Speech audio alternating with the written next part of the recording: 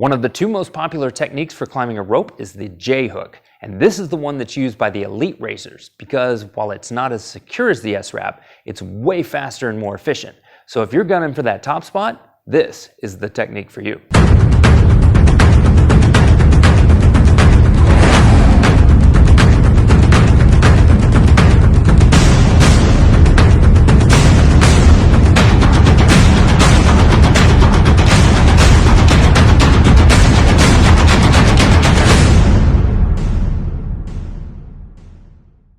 The rope climb can be broken down into 3 simple steps: lift, lock, and stand.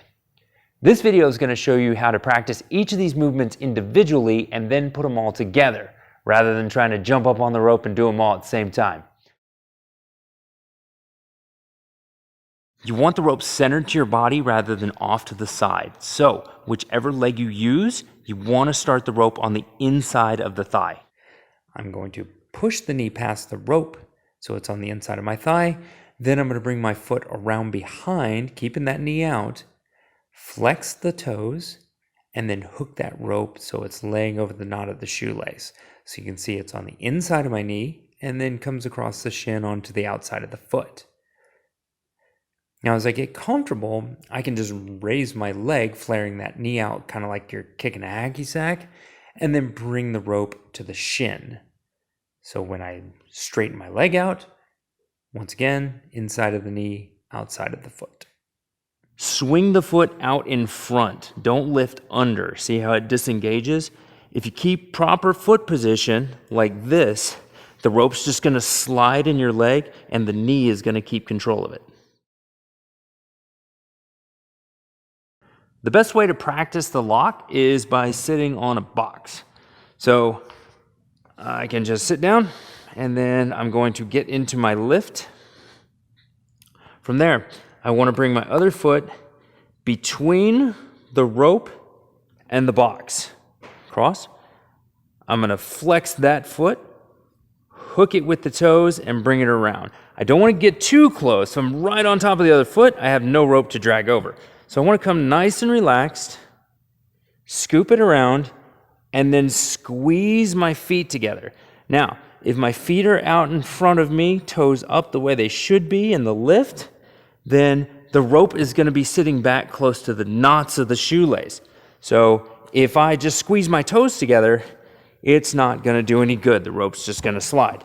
So when I come through here, around, I want to squeeze the whole foot, so heels and toes squeezing straight in like that. So I'm standing in the loop right here, and that cinch right here, the tighter this is, that's what locks it in. Personally, I do what I call the half J, where the lift is the same, the hook's the same, but instead of bringing the feet side by side, pinching the heels like this, I will pigeon toe and then bring one foot down on top of each other, pressing like the S-Wrap. Now, it doesn't cinch as well, and I had to build strength flexing my non-dominant foot for it, but now that I've got it, I feel like I have more strength pushing this way than squeezing this way. So that's just me. Maybe it helps you too. If the lock feels strong, should be able to stand up off the box. So we're going to squeeze the feet and lean back. Okay, we want the arms nice and relaxed and pulling back instead of down. I'm going to keep those heels flexed, no pointed toes, and just standing up through the heels, walking up with the arms. My final position is leaning back, arms nice and relaxed, knee locked, hip locked, nice and straight. If you're locked in tight with your feet, you should be comfortable hanging on with one, even no hands. Now, whether it's 3 times or 30, climbing is just repeating these steps over and over till you get to the top. And if you do them correctly, it's like 95% lower body and 5% upper body. Remember, the higher you can lift means less moves on the rope. The faster you can unlock and relock those feet means less time hanging on with your hands. And of course, standing up nice and straight Locking out, squeezing those feet puts all the work in the legs. And which can you do longer, stand or hang? Coming down in the J-hook is as simple as separating your feet. Now, if you'd imagine that these curves are what lock the rope in, the straighter it is, the easier it's going to slide. So if my feet are side by side like this, and I separate a little bit, there's still a little curve, so there's going to be some friction there. If I lower that bottom foot, it's going to slide even faster. If I really separate my feet, it's going to slide super fast. So that's where we've got like go, stop, go, stop. If you feel like you're going too fast, just bring your feet right back together, and that's going to be your break. Once you're off the ground and working your way up the rope, you want to make sure of two things. One, you are doing an open-close motion on your lift-lock combo, and that bottom foot isn't going to stay in a straight line. It's going to move over just a little bit like this. So we're going to go here. One, bring the other foot over, and then back in. The reason why, if you move both feet together or keep that bottom foot in the same line, the rope gets stuck on it, and you end up not going anywhere.